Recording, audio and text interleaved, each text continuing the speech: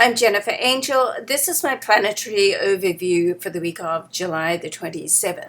And it's a very interesting week. I like it a lot. There's not much happening at the start of the week, but we do have a full moon on the 31st in the sign of Aquarius. So Aquarius is very creative. It's the genius sign. Really, it's an air sign, and so to have the full moon there can really spark off some great ideas, creative concepts. It is the second full moon for this month, and not a blue moon as such, because a blue moon is the fourth full moon in the season.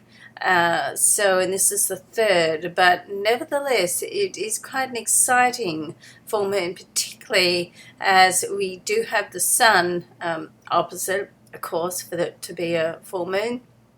And the sign of Leo, there's a lot of activity going on in Leo. So there's let's say I feel some excitement. I certainly hope so. And I'm going to focus on our individual reports on these 2 points on what's happening, mainly in Leo and Aquarius, and what solar houses they are for each and every sign. Okay.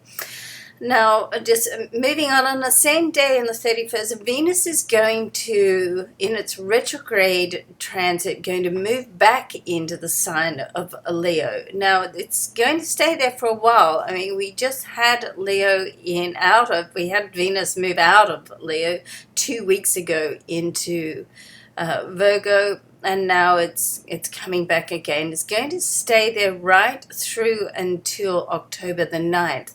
Now it's going to be retrograde through to September the 6th, where it'll go direct on September the 6th and then move out again on October 9th. So it's quite an extended stay in Leo, which I love. It's great. I like the vibration of Venus in Leo. It's very open and giving and social, generous.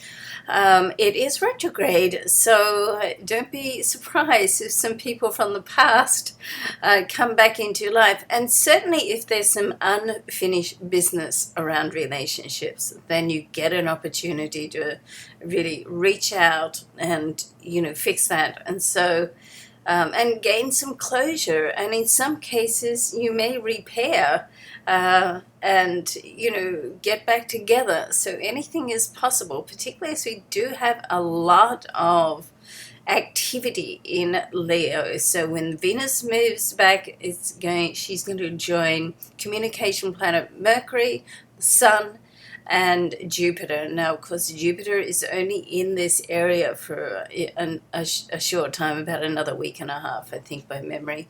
Moves out around the 10th. Don't quote me on that date. I didn't write that down. But right at this moment, for this coming week, and certainly the next week after this week commencing the 3rd, we've got this activity happening in Leo. So, and then the moon opposite making that full moon. So it's a dynamic time. Anything can happen this week. And just to top that off, Saturn is coming out of its retrograde transit. So this is great because Saturn's been in the sign, or still is in the sign of Scorpio, moved back into Scorpio. So in that, Saturn in this Scorpio energy really gives us a chance to delve down deep and think about, who we are.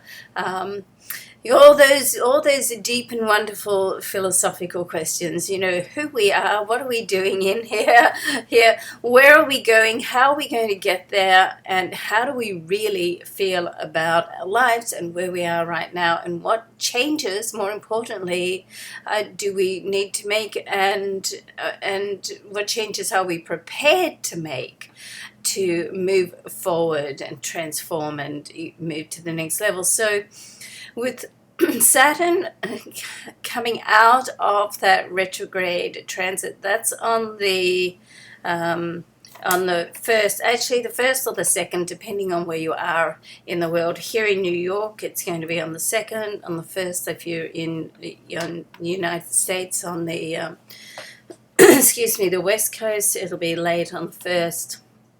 So a lot around the world, and certainly in Australia, my hometown, it'll be on the second. So anyway, around that time, so coming out of that retrograde, it's going to really take the handbrake off. It's going to give you the green light to go forward with certain areas in your life. So couple that with all this activity in Leo and that full moon right opposite, which quite often can give like the intensity of emotions and the trigger to get things done.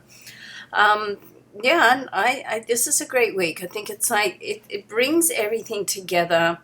And just like for the month, it's been a little bit of a confusing month, things up and down, and now it can all come together.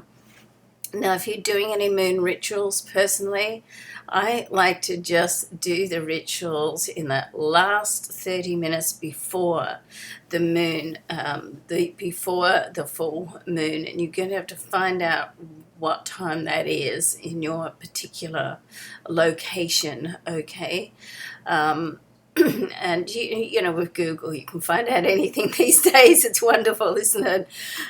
So because just as soon as the moon is full, after that it starts to wane. So this week leading up to that full moon, where the energy, where it gets brighter, the energy gets more intense, it gets fuller, it's a great time to bring things into fruition, you know, to attract things. So you want to really put your desires out on a positive note, you know, particularly when we've got the energy of Jupiter there. Anything that goes out for Jupiter, it's like the more positive and inspirational and from a heart level, then the better that is, that you'll get that back. Now, on the second, right on the weekend, we're going to have a favorable aspect between Mercury and Uranus. So Mercury in the sign of Leo. Let's not forget, Leo is a very sort of giving sign. It's very leadership a sign. Loves to work with teamwork. This is the area of children, and it's the area of getting things together and just very family-oriented and working it together and generous. So it's a beautiful vibration for all this to be happening.